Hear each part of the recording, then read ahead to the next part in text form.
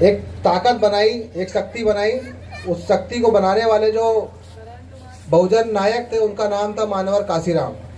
मानवर काशीराम साहब ने इस समाज को एकत्रित किया और इस मूवमेंट को आगे बढ़ाया और इस जो समाज है, इस समाज को सत्ता के गलियारे तक का रास्ता दिखाया और सत्ता का मजा चखाया। देखिए, मैं ज़्यादा समय आप सभी का नहीं लूँगा, थोड़ी देर की बात है। आप थोड़ी देर मेरी बात को बहुत गंभीरता से सुनिए।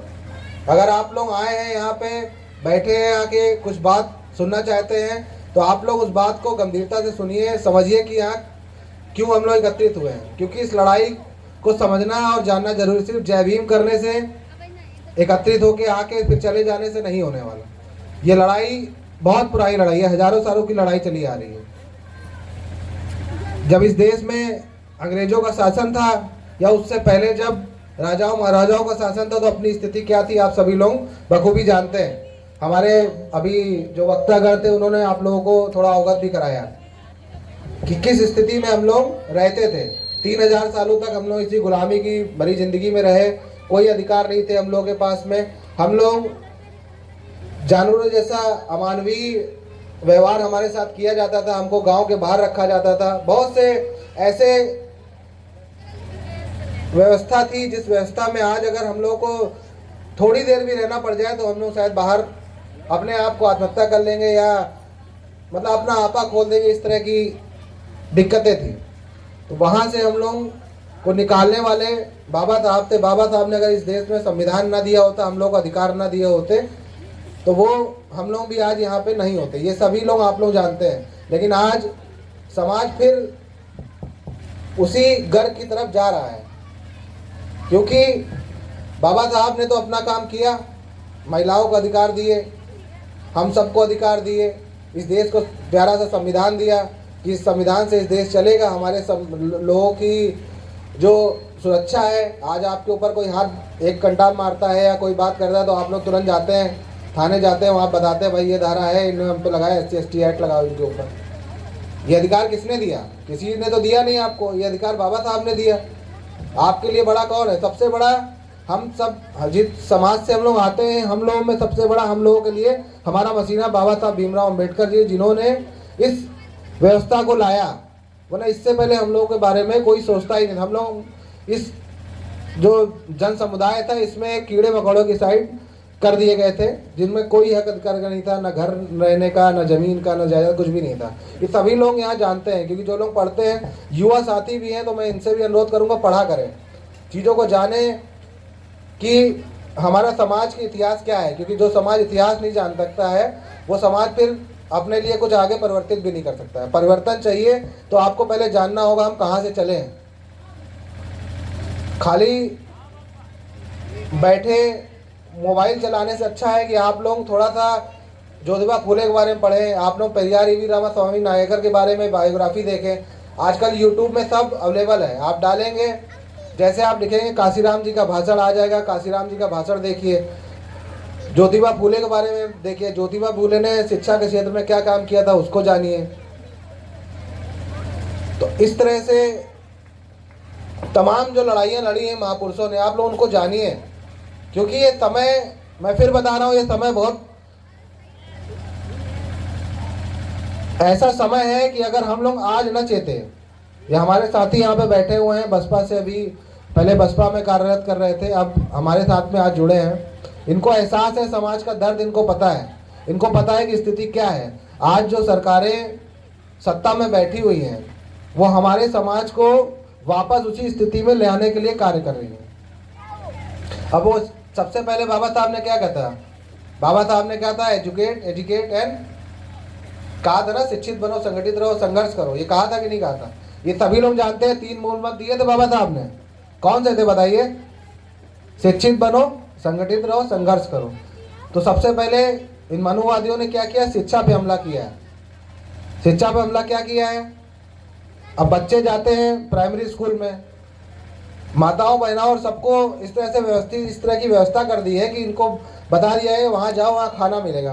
पढ़ाई नहीं हो रही है, या पढ़ाई का जो स्तर है उस पढ़ाई के स्तर से हम कहाँ जाएंगे ये हम लोग नहीं सोच पा रहे हैं। बच्चे आते हैं, खेलते हैं, कूदते हैं, वहाँ जाएंगे, पढ़ेंगे, कितनी देर पढ़ा, लेकिन हाँ जो खाना मिला वो खाना अब ये बताइए, आप उसमें जो गांव का विद्यालय होगा, वहाँ गांव के लोग जो जाते हैं वो किस समुदाय के लोग ज़्यादा जाते हैं?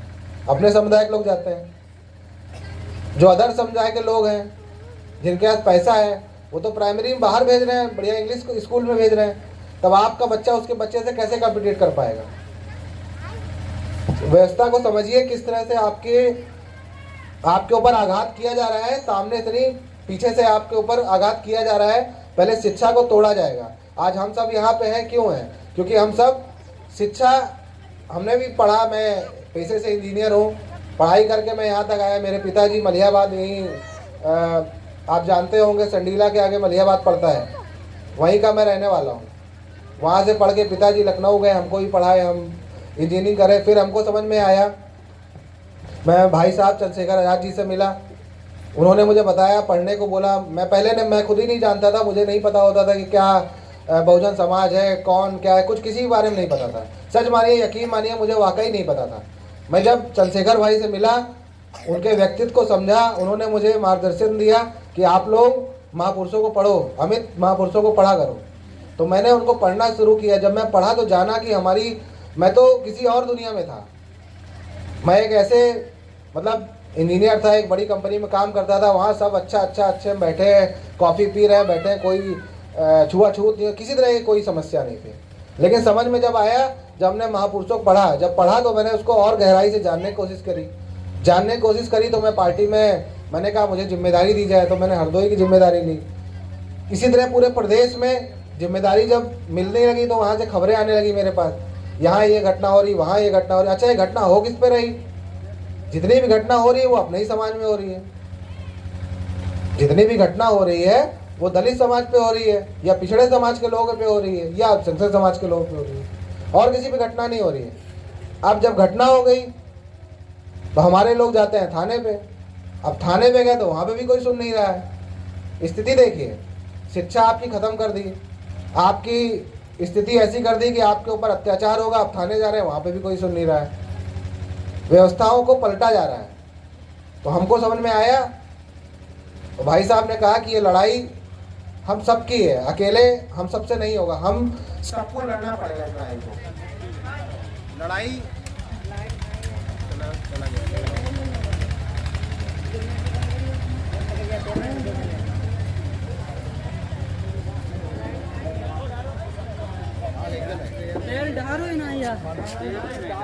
चलो कोई बात नहीं। देखो आवाज आ रही है कि नहीं हमारी? आ रही। देखिए क्या है ना, थोड़ा आगे जाते हैं, थोड़ी आगे आवाज आएगी। देखिए क्या है ना, हम लोग जिस समाज में आते हैं ना, इतना पैसा तो हम लोगों के पास नहीं है कि अभी हॉल बढ़िया बुक कर लिया जाता है लखनऊ में, हरदोई में, और वहाँ पे व्यवस्था होती, सोफा लगा होता, आप सबको बैठा ला। हम लोग जिस समाज से आते हैं उसकी स्थिति यही है, ये सच्चाई है, इस स्थिति में हम लोग हैं। भाई हमारे समाज कहाँ रहता है? मैं भी यहीं मलिहाबाद में रहने वाला हूँ, कोई बाहर से तो आया नहीं हूँ। हमारा भी गांव है छोटा सा, हम भी वहाँ रहते थे, वहाँ से वहाँ पहुँच गए, शहर में काम करने लगे जाके, तो बात अलग हुई। लेकिन सामाजिक स्थिति तो वैसी है। तो समाज की जो आर्थिक स्थिति है उसको बदलाव के लिए कोई लड़ाई लड़ रहा है। तो काशीराम साहब ने लड़ाई लड़ी। अब काशीराम साहब को आपको जानना पड़ेगा ना, काशीराम साहब ने क्या किया। भाई ये जो लड़ाई चली आ रही थी हजारों सालों से, गैर बराबरी की लड़ाई है। क्यों आपके पास पैसा नहीं है? क्यों अगले के पास पैसा है? आप क्यों उससे वंचित हैं? ये सोचने की बात है। भाई ये लड़ाई जो चली आ रही है इतनी हजारों सालों से, उसमें हम जीत क्यों नहीं पा रहे हैं? तो इस लड़ाई को हम सबको लड़ना है। इसमें हर कार्यकर्ता, हर पदाधिकारी उतना ही इम्पोर्टेंट है, उतना ही समझदार है, उतना ही जिम्मेदार है जितना भाई चंद्रशेखर आज़ाद जी है। क्योंकि आगे क्या आवाज, हेलो, तो लड़ाई में आप सभी भागीदारी बनिए। क्योंकि आप सब अगर भागीदार नहीं बने, सिर्फ पदाधिकारी मत बनिए, पार्टी से जुड़िए। जो जिम्मेदारी हमारे जिला अध्यक्ष देते हैं, हमारे जिला प्रभारी देते हैं, हमारे जिला सचिव देते हैं, विधानसभा अध्यक्ष देते हैं, तो उनकी जिम्मेदारी को वहन करिए। वो अगर आपसे कहते हैं कि आपको 5 आदमी लाना है, तो आप 5 आदमी लेके आइए। देखिए 70 साल 75 साल हमारे देश को आज़ाद हुए हो गए कि नहीं? और संविधान बनाया था किसने? बाबा साहब भीमराव अम्बेडकर जी ने। और अभी कुछ दिन पहले सुप्रीम कोर्ट में मूर्ति लगाई गई उनकी, पता है आप लोगों को? देखा होगा ना आप लोगों ने, मेरे साथी जो सोशल मीडिया चलाते हैं वो देखे होंगे। अब ये बताओ, ये हमारे लिए गर्व की बात है कि शर्म की बात है? भाई ये शर्म की बात है हमारे लिए, मैं गर्व नहीं मानता हूं इसमें, क्योंकि 75 साल लग गए हमारे बाबा साहब की वहां मूर्ति लगने में, ये हमको शर्म होनी चाहिए। मूर्ति लगी, ये अच्छा है कि लगी, लेकिन 75 साल हो गए, और जिसने संविधान बनाया, जिसकी संविधान, जिससे कानून से सुप्रीम कोर्ट चल रहा है, हाई कोर्ट चल रहा है, थाने चल रहा है, पूरी व्यवस्था चली, पूरा देश चल रहा है, उसकी मूर्ति तक नहीं लग पाई। और उन्हीं बाबा साहब को 40 साल 45 साल लग गए, तब उनको भारत रत्न दिया गया। तो हमारी तो जनसंख्या ज़्यादा है, 100 में 85 हम लोग बैठे हैं यहाँ पे, लेकिन हमारे ही महापुरुषों का अपमान होता रहा और हम लोग जान ही नहीं पा रहे हैं। हमको लग रहा है अरे उसने देखो मूर्ति लगाई, वो आए क्या कह रहे देखो बाबा साहब की मूर्ति लगा दी। आपको क्वेश्चन पूछना पड़ेगा, अरे मूर्ति तो तुमने लगवाई है, लेकिन 75 साल कैसे लग गए? अरे भाई, बाबा साहब ने तो संविधान बनाया था इस देश के, वो तो सबसे पूरे वर्ल्ड में उनकी मूर्तियां लगी, लोग उनको मानते हैं कि सबसे सिंबल ऑफ, जो कोई अगर नॉलेजेबल पर्सन था पूरे विश्व में तो वही है, सबसे ज्यादा ज्ञान जिनके पास था, लेकिन उनकी भी अनदेखी करी जा रही है। और जब वो थे, आप समझो ना, लड़ाई उनको भी तरह तरह से तोड़ा गया, ऐसा नहीं कि खाली उनको बैठा दिया गया था। वो चाहते तो बढ़िया कलेक्टर बन के बाहर कहीं रहते हैं, किसी विदेश पढ़ने गए थे, 50 ऑफर थे उनके पास, लेकिन उन्होंने लड़ाई आपकी लड़ी, आके लड़ाई हमारे समाज की लड़ी। तो वो दर्द आप भी महसूस करिए कि ये लड़ाई किसी एक आदमी की नहीं है। बाबा साहब दोबारा नहीं आएंगे, लेकिन वो अपनी किताबों में अपने विचारों को छोड़ के गए हैं। आपको उन विचारों को पढ़ना होगा, विचारों को जानना होगा। वो काम हम लोग अपनी जिम्मेदारी समझते हैं आपको बताना, तो हम लोग जागृत करने के लिए गाँव गाँव में जा रहे हैं, बता रहे हैं कि भाई आप लोग को बाबा साहब ने वोट का अधिकार दिया था, उसका सही प्रयोग करिए, अपने समुदाय के नेता को वोट दीजिए। अब यहाँ पे एक बार और समझिए भाई, जो 80 सीटें हैं, 80 सीटों पे 80 कैंडिडेट लड़ता है, ओबीसी पे ओबीसी लड़ेगा। जब संविधान को बदलने की बात की जा रही है, तो वो जो नेता आपके आपने जिससे अपने भाई को वोट दिया है, वो आपकी बात क्यों नहीं कर रहा है? ये मैं आपसे इसलिए बता रहा हूँ, आप लोग जाने, क्योंकि चीज़ों को जानना जरूरी है। आप लोग ये क्वेश्चन करिए कि भाई जब आपके पास आएगा अगली बार ना कि अरे 5 किलो राशन दे रहा है, ये दे रहा है, और आपको पायल दे रहा है, साड़ी दे रहा है, पगुआ दे रहा है, तो आपको ये पूछना जानना पड़ेगा, ये व्यवस्थाओं को पहचानना पड़ेगा। बहुत सी छोटी छोटी बातें हैं। तो ये लड़ाई बहुत बड़ी लड़ाई है, बहुत सालों से चली आ रही है, आज की लड़ाई नहीं है। पहले तीर और तलवार की लड़ाई होती थी, फिर बंदूकें आ गई, अब वोट की लड़ाई है। आज वोट की लड़ाई है, आज तीर तलवार नहीं। और हम सब सैनिक हैं, हम सब चाहेंगे एकत्रित होकर अगर अपने चंद्रशेखर आज़ाद जी का साथ देंगे तो व्यवस्था परिवर्तन होगा। क्योंकि इस देश में जो भी कुछ होता है सिर्फ राजनीति से होता है, ये बात आप लोग मान लीजिए।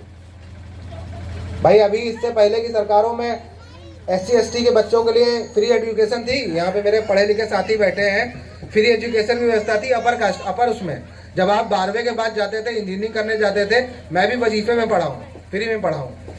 तो जब व्यवस्था थी तो मैं पढ़ा, अब व्यवस्था ही खत्म कर दी है। ये भाजपा सरकार ने व्यवस्था खत्म कर दी है। अब आप जाके देखिए, कोई भी इंस्टीट्यूट में आप फ्री एजुकेशन नहीं ले सकते हैं। इन्होंने व्यवस्था खत्म कर दी, वजीफा खत्म कर दिया।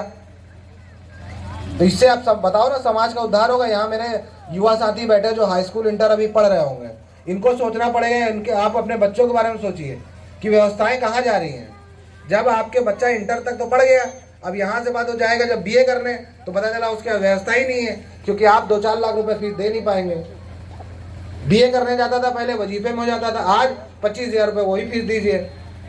MBA करने जाता था पहले, वजीफे से हो जाता था, वो भी नहीं हो पाएगा। तो क्या हो रहा है? शिक्षा का जो अधिकार था, बाबा साहब ने जो आप लोगों को कहा था शिक्षा, उसको तोड़ा जा रहा है। उसको तोड़ मरोड़ कर आप लोगों को कमजोर कर दिया जा रहा है, पंगु किया जा रहा है, वापस उसी व्यवस्था की तरफ लाया जा रहा है। तो व्यवस्थाओं को समझिए, खाली ये मत सोचिए कोई आ गया आपसे जय भीम करके चला है, नहीं। आपको देखना पड़ेगा आपकी लड़ाई कौन लड़ रहा है।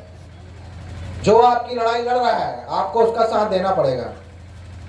एक बहुत छोटी सी बात मैं आपको बताता हूँ। अभी कुछ दिन पहले मैं लखनऊ में राम मनोहर लोहिया अस्पताल, आप लोग जानते हैं ना, राम मनोहर लोहिया अस्पताल मेडिकल कॉलेज।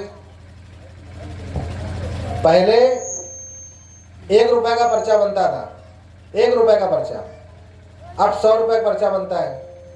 ठीक, चलो हमने कहा 100 रुपए भी दे दिया जाएगा। अब वहां पे आप एडमिट होंगे अब आप भूल जाइए, अब आप नर्सिंग होम में एडमिट होइए चाहे सरकारी में एडमिट होइए, आपको सिरिंज तक का पैसा दिया जा रहा है, सिरिंज तक का पैसा लिया जा रहा है, कोई दवा फ्री नहीं है। यही हमारे पदाधिकारी, उनके पिताजी एडमिट थे, मैं मिलने गया था, मुझे दिखाए वो, कहें भैया 30-40 हज़ार रुपये थे, बकरा बेच के लाए थे, वो तो लगा दिया हमने, वो वापस ले आए, आज झाड़ फूक करवा रहे हैं। कारण समझिए ना, दिक्कत से को समझिए, ये आपके साथ भी होगा, ये मेरे साथ भी होगा। भाई बीमार तो होंगे ही ना, तो ज़्यादा बीमारी होती तो इलाज कराएं, लखनऊ जाएंगे, और अगर वहाँ पे गए और उसके बाद व्यवस्था खत्म, वहाँ कोई सुन ही नहीं रहा है।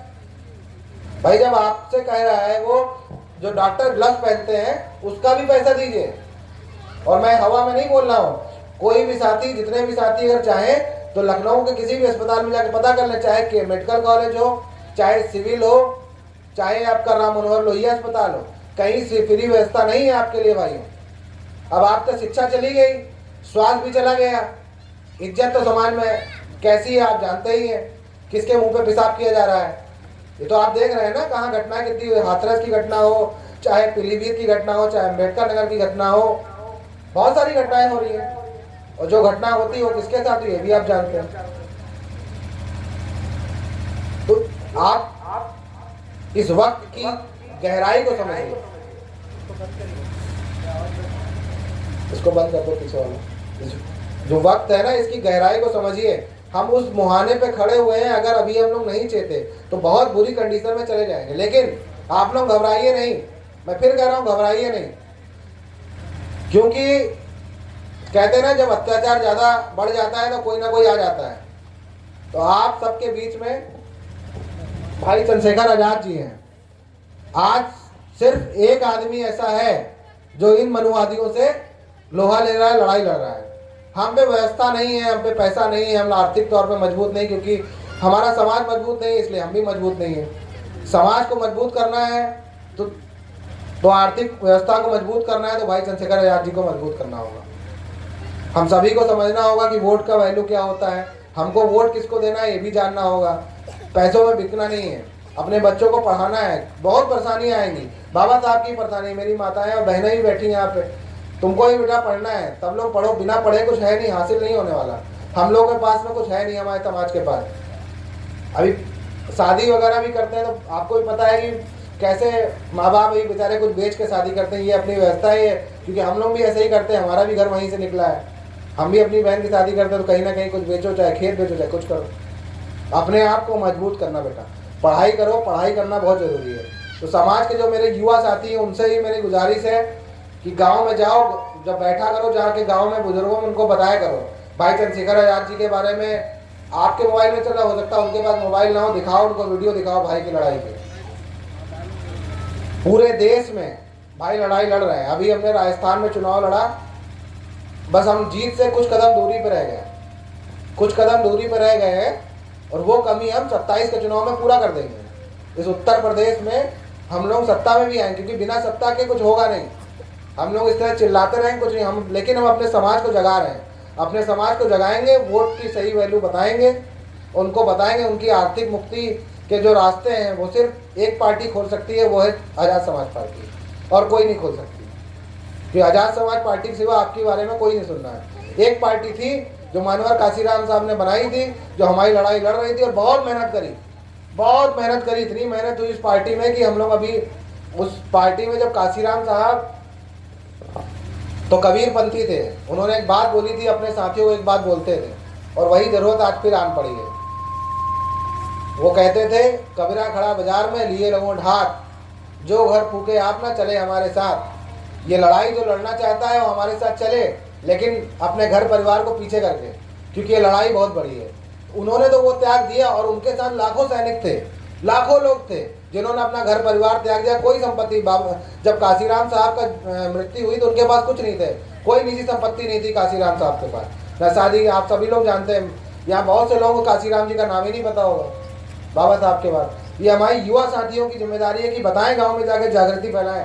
जब वो आप जब बताएंगे नहीं तो कैसे जानेंगे सब लोग। आज जाके जब बैठना मोबाइल में तो काशीराम डालना, काशीराम तो आएगा, काशीराम कौन था, काशीराम फिर पता चलेगा। वो काशीराम वो थे जो आपकी लड़ाई लड़ रहे थे, वो चले गए। आज उस लड़ाई को इस भारतवर्ष में भाई चंद्रशेखर आजाद जी लड़ रहे हैं, तो हमें अब उनका साथ देना है, क्योंकि जब तक कि हम लोग सत्ता पे काबिज नहीं होंगे व्यवस्था परिवर्तन नहीं आ सकता। इस व्यवस्था को परिवर्तन करेंगे तभी हम लोग अपनी स्थिति को भी परिवर्तित कर सकते हैं। हमारी जो सामाजिक स्थिति इसको बदलना पड़ेगा। आर्थिक स्थिति हम लोग जिस तरह से आर्थिक तौर पर मजबूत नहीं है, आज कितना है हम लोग पास, बस पढ़ रहे हैं आदमी, और 10 दिन अगर बिस्तर में पड़ जाता है तो खाने की व्यवस्था नहीं रहती। यहाँ मेरे भाई जितने ही बैठे हुए हैं, युवा साथी बैठे हैं, अगर ये काम नहीं करेंगे तो घर पे खाने की व्यवस्था नहीं होगी। क्या औरों के पास भी ऐसा है?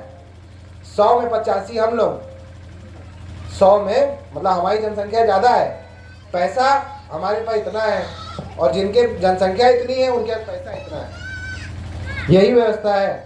उनके पास सारी चीज़ें हैं, उनकी पास इज्जत भी हमसे ज़्यादा है, उनके पास व्यवस्था भी हमसे ज़्यादा है, उनके पास उनके लोग सारे थानों में बैठे हैं, उनकी बातें भी सुनी जा रही हैं, टीचरों में बैठे हैं। आप बताओ ना कितने, अगर आप कभी पढ़ा करो, इसमें देखा करो, एनसीआरबी का डाटा उठा के देखो कितनी घटनाएं होती हैं। उस घटनाओं में सबसे ज़्यादा समुदाय में घटना किसके साथ होती है, तो आपको पता चलेगा वो घटनाएं जो होती हैं वो दलित समाज के लोगों के साथ होती हैं।